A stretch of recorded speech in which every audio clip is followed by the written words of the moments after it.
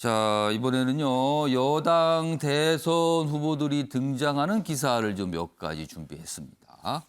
먼저 첫 번째 기사는 어제 국회에서 있었던 일입니다. 이낙연 사퇴안 가결. 그렇습니다. 어제 국회 본회의가 열려서 처리가 됐죠. 자, 이 처리를 두고 여당이 고민이 많았죠. 이거를 어떻게 할까. 그러나 어제 이제 처리가 됐습니다. 본인이 강하게 요구를 했거든요. 그리고 그렇다면은 이낙연 의원, 지금 전 의원이 됐습니다. 서울 종로가 지역구거든요. 그럼 지역구가 비게 돼요. 내년 대선일에 보궐선거가 열리는 겁니다. 자, 내년 종로 빅매치 과연 어떻게 될까? 벌써 정치권은 여기에 관심을 두고 있습니다. 여기 보시면 이낙연 정권 재창출을 위해 사퇴 결심한 거다. 그리고요, 그 뒤에는 이준석, 임종석, 서울 종로에서 지금 맞대결하는 거 아닙니까? 라고 벌써 이름들이 여러 명이 나오고 있습니다, 지금. 이걸 뭐라고 할까요? 정치권의 호사가들이 이제 막 얘기를 하기 시작했다. 뭐 이런 평가도 있지만 이름이 거론되고 있습니다. 자, 그럼요. 먼저 이와 관련해서 어제 이낙연 전 의원, 이낙연 후보 여러 가지 얘기를 좀 내놨고요. 질문도 받았습니다. 확인해 보겠습니다. 여러분은 저에게 임기 4년의 국회의원을 맡겨주셨습니다. 그러나 저는 여러분의 그 명령을 이행하지 못하게 됐습니다. 사죄드립니다. 꽤 오랜 고민이 있었습니다.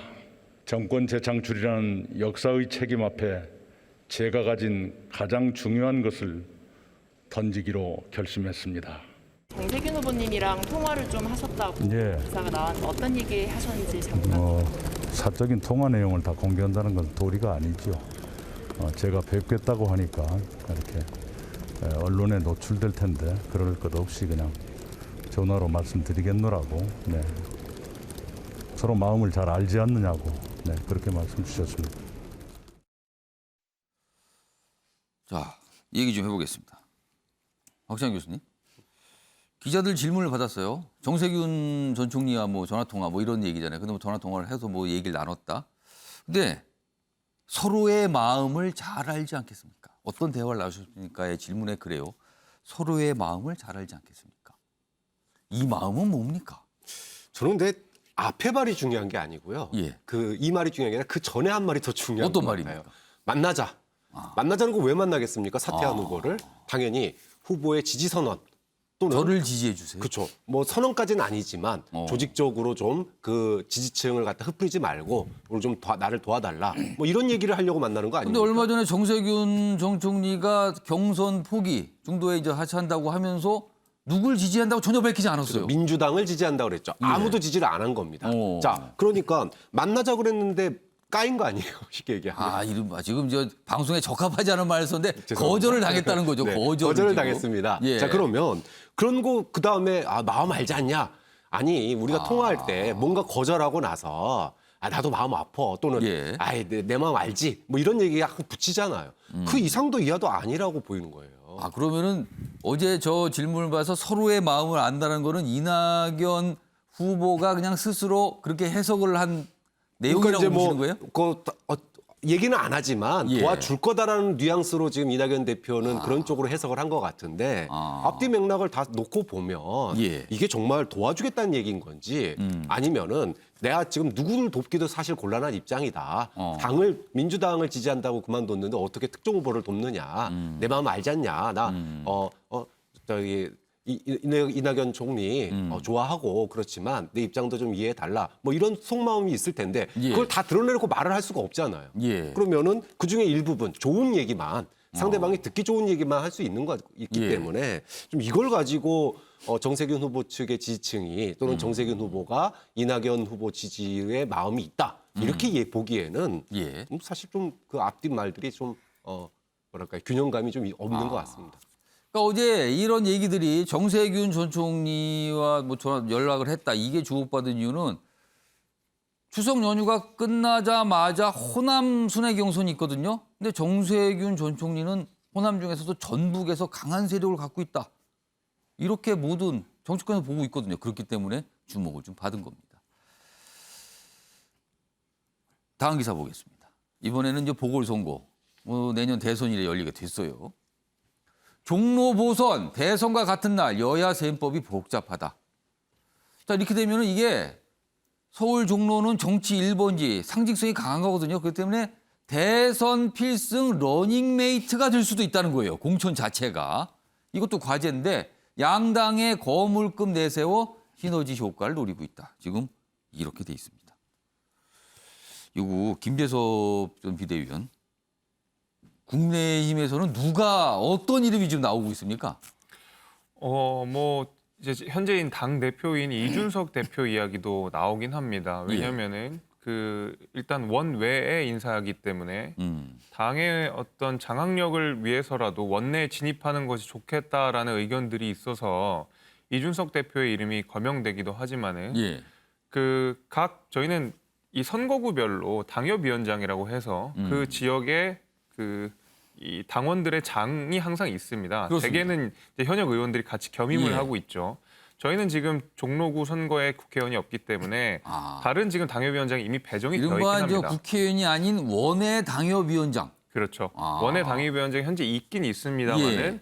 그분이 사실 종로에 연고가 있으신 분은 아니거든요. 17대, 19대 때 강원도에서 국회의원 하셨던 분이고 2021년 8월 지난달에 굉장히 최근에 임명이 되신 분이기 때문에 이분에 대한 그 이야기도 적지 않게 나오긴 하지만은 개인적으로 종로에 대한 상징성이 굉장히 부족하신 분이고 예. 최근에 임명되신 분이기 때문에 예. 아마 우리가 대선이랑 같이 치러지는 전국 속에서는 경쟁력이 강하지 않다라는 평가도 사실 굉장히 많습니다. 예. 결국에는 이게 대선이랑 같이 치러지고 종로가라고 하는 지역이 상징하는 어떤 정치 1번지 예. 그리고 대선 주자들이 출마하는 그런 지역인 만큼 훨씬 더 상징성이 강하고 당을 대표할 수 있는 거물급 인사가 와야 된다는 의견이 더 우세한 거는 사실입니다. 그래서 지금 아무래도 이준석 대표 이름이 많이 거명이 되는데 예. 이준석 대표는 근데 그전부터 누누이 여러 번 이야기를 해왔던 것이 뭐냐면 자기는 무조건 노원에서 선거를 하겠다. 그렇죠. 거기서 지금 계속 예. 총선 출마를 했거든요. 거기서 총선 출마를 하고 현재도 거기서 거주를 하고 있고 예. 거기서도 지금 당협위원장으로서도 지금 당대표이자 활동을 계속 하고 있기 때문에 이준석 대표에 대한 이야기가 많이 나오긴 하지만 실제로 옮겨서 종로에 출마할 가능성은 좀 적다고 생각이 되고요. 지역구를 옮기는 일이 이게 간단한 일은 아니라는 거네요. 간단한 일은 아니죠. 왜냐하면 그쪽에 연고가 단단히 있고 또 그쪽에 지지자들이 예. 굉장히 많이 있기 때문에 제 생각은 이준석 대표부터 시작해서 지도부가 종로에 걸맞는 새로운 인물들을 물색을 해가지고 러닝메이트 차원에서 같이 이렇게 연결을 해가지고 대선을 같이 뛰는 방식을 고민하지 않을까 싶습니다. 그래서 아예 새로운 인물을 등판시킨다. 저는 그렇다고 봅니다. 왜냐하면 이준석 대표가 많이 호명이 되긴 하지만 지역구로 예. 옮길 가능성이 거의 없고 예. 지금 현재 있는 당협위원장이 최근에 임명됐으면서 동시에 상징성이 부족한 인물이기 때문에 저는 아마 새로운 거물급 인사들이 영입되거나 아니면 다시 이렇게 소환이 돼서 오지 않을까라고 저는 그렇게 그럼 생각합니다. 지금까지 정치권에서 뛰어들지 않은 정치권에 계시지 않았는데 거물급인 새로운 인물 누가 있을까요? 그런 부분이요. 그렇게 교집합을 고르면 이게 사실 통상 사람 고르기가 참 어려운 상황인데 일단 김재섭 전 비대위원은 그렇게 전망을 했어요. 그런 쪽으로 가지 않을까. 한 가지 더 추가로 질문드리면 내년 대선과 종로 보궐선거 상징성이 큰 종로 보궐선거 같이 열려요. 네. 이게 국민의힘 입장에서는 유리하다고 보세요? 아니면 굉장히 부담스러울 수 있다고 보세요? 저희는 결코 유리하다고 생각하진 않고 결국 아까 말씀드린 대로 러닝메이트제로 지금 가는 상황이기 때문에 이준석 대표도 계속 위기의식을 강조하고 있지 않습니까? 예. 우리가 이러다가는 질 수도 있다라는 식의 위기의식을 계속 강조를 하고 있고 종로라는 지역이 사실은 국민의힘에게 그렇게 유리한 지역은 아니라고 생각이 됩니다. 물론 이제 서초에서도 우리가 보궐선거가 있어서 예. 윤희숙 의원을 자리를 대체하기 위해 어떤 인물들이 또 와서 선거를 치르겠지만은 사실 서초에 비해 종로가 우리가 우세한 지역이라고 보기가 결코 어렵기 사실 때문에 서초는 강남 지역이기 때문에 그렇죠. 국민의힘으로서는 상당히 굉장히 유리합니다. 뭐 그동안 쭉 우위를 점한 지역이라고 통하잖아요. 그렇죠. 다만 이제 종로 같은 경우에는 지난 선거만 봐도 사실 황교안 전 대표와 예. 이낙연 이 후보 간의 격차가 굉장히 많이 났었고요. 굉장히 큰 격차가 났었고 그 전에도 우리가 돌아보면 정세균 지금 이제 사퇴를 하셨지만 정세균 의원도 여기서 누누이 여러 차례 당선이 된 바가 있지 않습니까? 그러니까 실제로 종로가 저희가 결코 녹록한 지역이 아니기 때문에 대선과 함께 연결을 해가지고 사직생의 각오로 임하지 않으면 종로도 결코 저는 쉬운 지역이 아니라고 저는 생각을 합니다. 그러니까 같이 열리는 게 국내 입장에서는 그러면 결국은 굉장히 부담스럽다. 일단 준비 잘해야 된다. 이런 말씀이네요, 지금요. 김주혁 교수님, 이번에는 민주당 상황 좀 분위기 좀 알려주세요. 지금 민주당은 이 종로 보궐선거관에서 이름이 거론되고 있긴 합니까? 어떤 이름들이요? 어떻습니까? 그건 제가 볼 때는 그냥 언론의 소자가 되는 것 같고요. 당장. 일단 전 참 야박한 게 예. 이 다리를 불사른 이낙연 후보 얘기보다 이낙연 후보가 그만둔 종로 지역구에 대한 국회의원 누가 나올 것인가 하는 얘기가 된다는 게 좀 야박하긴 이게 합니다만. 정치가 냉혹합니다. 예. 네네. 근데 대선 승리가 핵심이기 때문에 종로나 예를 들면 다른 예를 들면 보궐선거 같은 경우는 전 양념으로 가야 되는 거죠. 그게 중심이 되면 안 되는 상황이고. 예. 그러니까 대선이라고 하는 것을 보완하거나 아니면 어떤 특정 후보, 특정 당의 특정 후보가 상당히 지지율이 높아서 거기에 올라타는 가능성은 높지만 종로라고 하는 것이 쟁점이 되는 순간 제가 볼 때는 대선 후보한테는 별로 유리하지 않은 지형인 것 같다는 느낌이 좀 드는 거고요. 예. 근데 고려할 사항은 분명히 있는 것 같아요. 그러니까 양당 대선 후보의 지지율의 변동 또는 차이 이런 거에 따라서 종로 보궐선거가 가지고 있는 상징성이 좀 변화할 수 있을 것 같다는 생각이 드는 거고요. 또 민주당 같은 경우는 특히 말씀드렸던 것처럼 노무현, 이낙연, 정세균 예. 이런 분들이 국회의원을 했던 지역이기 때문에 대선 후보급들이 거쳐간 곳입니다. 상당히 상징성 분명히 있습니다. 예. 그렇기 때문에 거기에 걸맞는 후보들을 모시고 오지 않는다면 예. 종로 국민들이 상당히 기분 나빠질 가능성이 높고요. 아. 또 하나 고려할 점은 6월 달에 지방선거가 있기 때문에 예. 지금 이름에 회자되는 분들 같은 경우는 또 지방선거 광역단체에 나오실 분들도 분명히 계셔서 그러네요. 이런 가르마를 다 타야 될 측면들이 분명히 있습니다. 어떤 분이 만약에 영입이 되더라도 지방선거와 서울 종로 보궐선거 이거 선택의 가능성이 있어요. 선택을 해야 되는 가능성이. 그래서 저는 오히려 좀 재밌게 고민을 한다면 그 대선 후보로 출마를 선언한 김동연 후보가 예. 쭉 갈까? 김동연 전 부총리요. 네네. 그래서 예. 가지 않는다면 제가 볼 때 어느 당이든 예. 이분을 모시고 올 수 있다면 아. 중도층에서 나름대로 좀 호소력이 있기 때문에 예. 재밌는 카드가 되지 않을까 생각이 드는 거고요. 예. 하여튼 제가 볼 때 민주당은 좀 고민스러울 것 같아요. 왜냐하면 민주당에 있는 국회의원이 사퇴를 한 상황이고 예. 상징성 상당히 높은 지역이기 때문에 이 부분과 관련된 민주당 내부의 지역민에 대한 예우도 충분히 갖춰야 되는 측면이 있다. 그래서 저는 오히려 국민의힘보다는 민주당이 좀 더 곤욕스러운 상황에 처하지 않을까라는 생각이 들긴 그러니까 합니다. 이 보궐선거의 원인 제공을 한 정당이 됐다는 거죠. 네네. 아, 그 부분이 또 부담스러울 수 있다는 거예요. 그러면서 살짝 김동연 전 부총리 어떠세요? 이런 분위기를 살짝 지금 언급해 주셨어요. 개인적인 지금요. 생각입니다. 예. 사실 김동연 전 부총리는 양쪽 당에서 이른바 저 러브콜을 받았던 걸로 알려지고 있고요. 지금 뭐 어느 당도 뭐 치우치지 않겠다. 나는 제3 지대에 있겠다. 뭐 이런 걸 좀 외치고 있잖아요. 그래서 지금 아마 저런 전망을 좀 해주신 것 같습니다. 이번에는 이재명 경기지사와 관련된 내용 좀 짚어보겠습니다. 많은 분들 이제 이 이름 뭔지 아실 겁니다. 화천대유. 어떤 회사 이름이에요. 회사 이름식으로는 굉장히 좀 독특해 보이죠. 화천대유. 야당 1조 5천억짜리 사업을 하루 만에 심사하나? 문제 제기를 하는 거예요. 성남 대장동 개발 관련된 겁니다. 그러자 화천대유 무슨 문제 있다 자꾸 그러시는데요. 그거 아니고요. 부동산이 폭등한 게 천운입니다. 그래서 좀 많이 수익이 난 거예요. 그러면서 이런 얘기를 해요. 문재인 정부에 감사하다. 이거 무슨 소리입니까, 이건 또. 그러니까 땅값, 집값이 많이 올랐기 때문에 많은 이익을 거둔 것 같지만 실제로는 문제될 거 없습니다. 뭐 이런 걸 설명한 거예요. 자, 야당에서 주장하는 이유는요. 사업자 공모 마감이 하루 지난 뒤에 바로 선정이 됐다는 거예요. 아니, 이렇게 규모가 큰 사업을 딱 하루만 심사했다는 겁니까? 이렇게 문제 제기를 해요. 그러나 이제 이쪽 이제 사업을 했던 이제 성남 뭐 이쪽 이 공모를 담당했던 곳의 설명은 이미 다 뭔가 준비되고 규격화돼 있는 상태에서 뭔가 이루어졌기 때문에 실이 오래 걸릴 필요가 없었다. 뭐 이런 설명도 있습니다만. 자, 이런 가운데 이재명 경기지사 이거 대장동 수사하는 거 이거 100% 동의합니다. 수사해 주세요. 이렇게 또 입장을 내고 있습니다. 이 얘기 기사 하나 더 있습니다. 보시죠. 야당 이재명 대장동 개발 특혜 의혹 수사를 해야 된다. 그러면서 아니 어떻게 수익률이 11만 %냐 이게 가능하냐 이렇게 문제 제기를 합니다. 그리고 어제 국회에서 김부겸 총리가 관련 질문을 받아서 뭐 얘기 좀 했어요. 좀 수익률 자체가 좀 상식적이지는 않습니다. 그러면서 되게 좀 조심스럽게 얘기를 한 거죠. 이런 상황입니다. 자, 그럼요. 먼저 이와 관련해서 어제 국회 본회의장에서 있었죠? 그 얘기 좀 먼저 확인해 보겠습니다. 그 화천대유 자산관리와 천화동인 1호 간의 관계가 자꾸 주목을 받고 있습니다. 예, 이거 뭐. 예, 11만 5,345%입니다. 그런 수익 한번 보셨습니까? 저런 수익률이 과연 가능하냐라고 하는 것에 대해서 우리 총리님께서 좀 어떤 느낌을 가지고 계신지 부탁드립니다.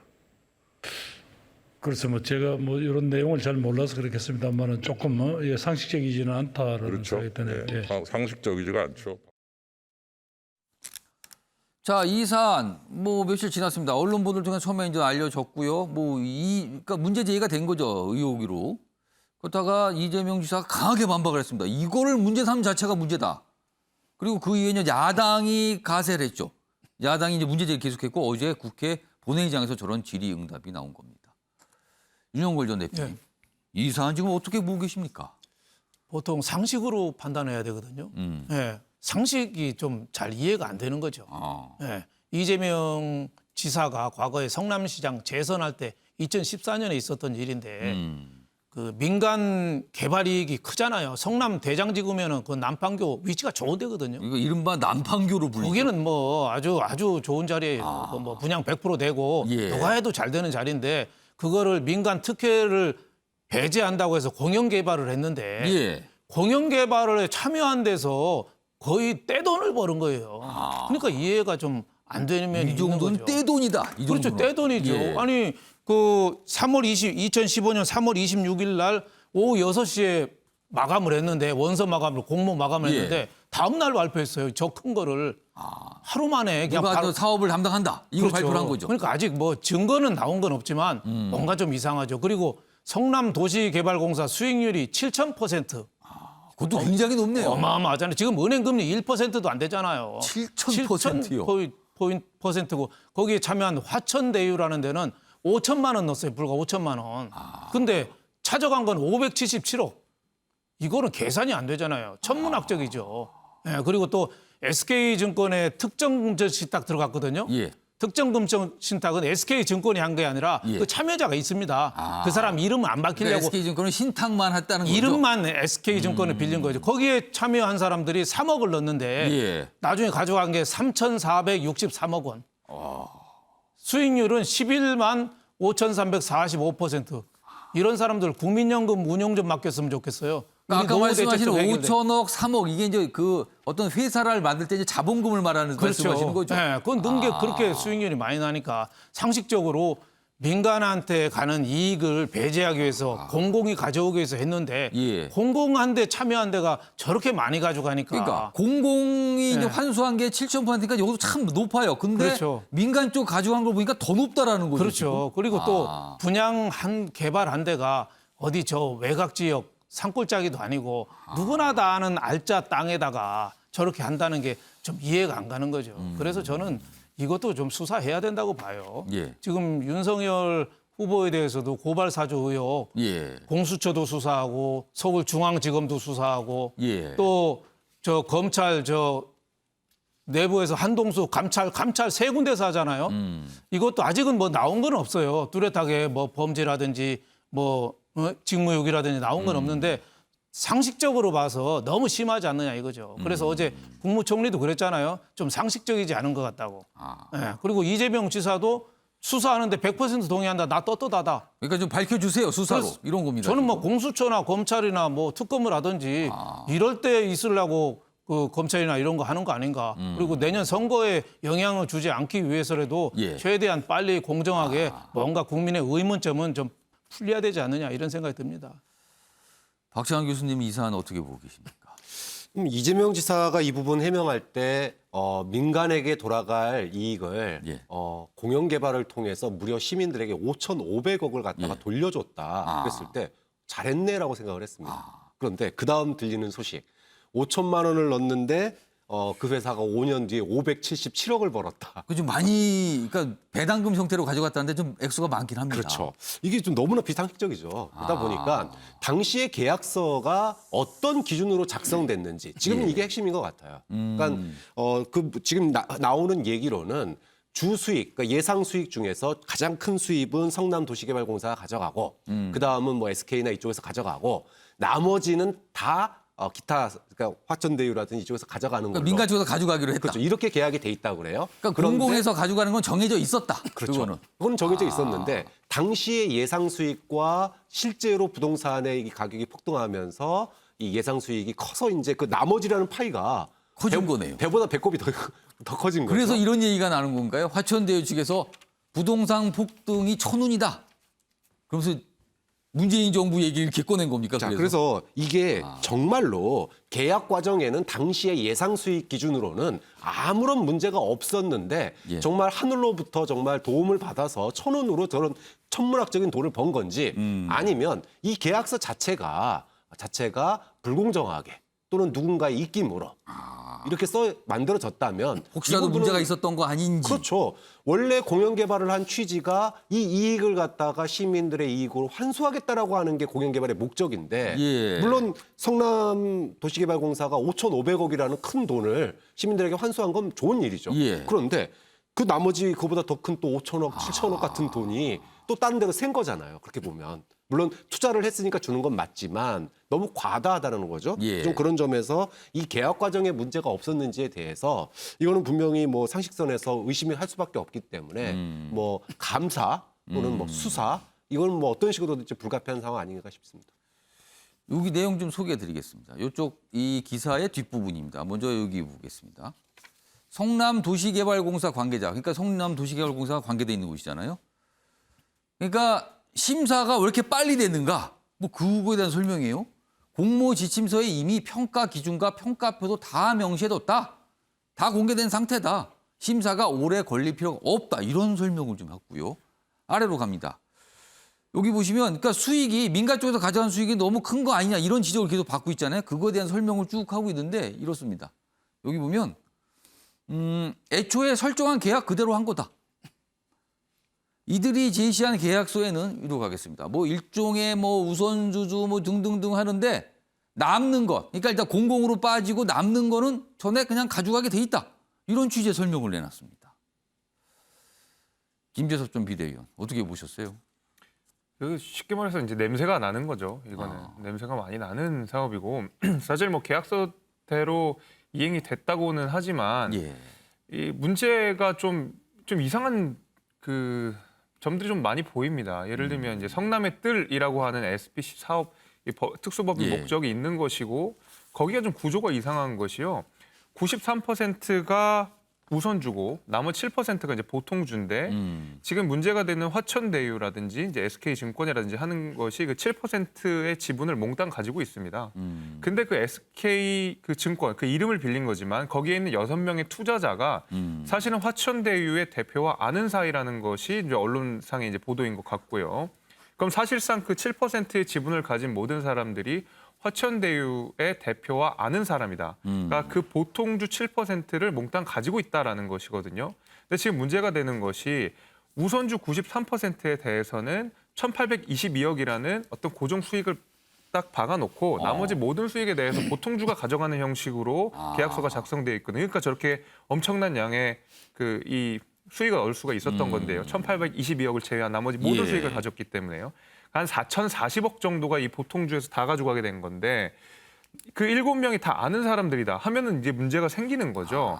그리고 더 그 문제가 되는 것이 뭐냐면요. 천화동인이라는 자회사를 또 만듭니다. 예. 그 화천대유에서. 예. 그 화천동인 1부터 7까지가 있는데 그 1부터 7까지가 또 그 SK증권에 투자하신 분들이 그다음에 화천대유 대표가 거기에서 지분을 가지고 100% 자회사를 만든 건데 그 자회사에서 뭘 했냐면 그 이 대지의 개발 사업을 또 맡아서 했었어요. 그러니까 여러모로 사실 화천대유를 중심으로 다 아는 인적 구성들이 있고 거기에서 여러 가지 사업들을 진행하고 이익금을 받아갔다는 그 정황은 예. 분명히 있는 것입니다. 예. 다만 이재명 지사가 여기에 어떤 식으로 관여를 했는지 아. 유착 관계가 있는지를 밝히면 되는 문제고요. 예. 분명히 이 계약서대로 했다고 하지만 그 계약서가 분명히 이상한 것은 사실입니다.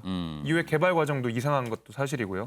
그렇기 때문에 대선 주자인 만큼 이 부분에 대해서는 명확하게 짚고 넘어가야 되는 문제라고 생각하고 예. 배당금 폭등된 배당금을 받은 상황이기 때문에 굉장히 큰 문제가 될 수 있다고 생각을 합니다. 그래서 아주 정밀하게 이 회계 감사라든지 예. 진행을 해가지고 결과를 밝혀줘야 된다. 저는 그렇게 보고 있습니다. 그러니까 민간 쪽에서 가져간 액수가 투자한 돈에 비해서 굉장히 너무 큰 거 아니냐. 이런 지적점이 있습니다. 거기서 출발을 하게 된 거죠. 자, 뭐 민간, 공공개발이니까 어떤 민간의 참여를 유도하기 위해서 어쩔 수 없는 상황이었던 건지 아니면 진짜 문제가 있었던 건지 그리고 과연 그 정도의 수익률은 적절한 건지 단순히 천운 때문에 그런 건지 아닌지 뭐 이런 거에 대한 궁금증이 좀 있는데 일단 뭐 이재명 경기지사도 수사 100% 동의한다 했으니까 뭔가 진행이 될 것 같습니다. 그리고 국정감사 경기도도 진행이 되거든요. 아마 국회에서 여러 가지 질의가 있을 것 같기도 합니다. 그러니까 진실은 과연 무엇인지 억울하면 억울한 점이 무엇인지 뭐 이런 걸 좀 여론 국민들이 좀 알고 싶어하는 상황입니다.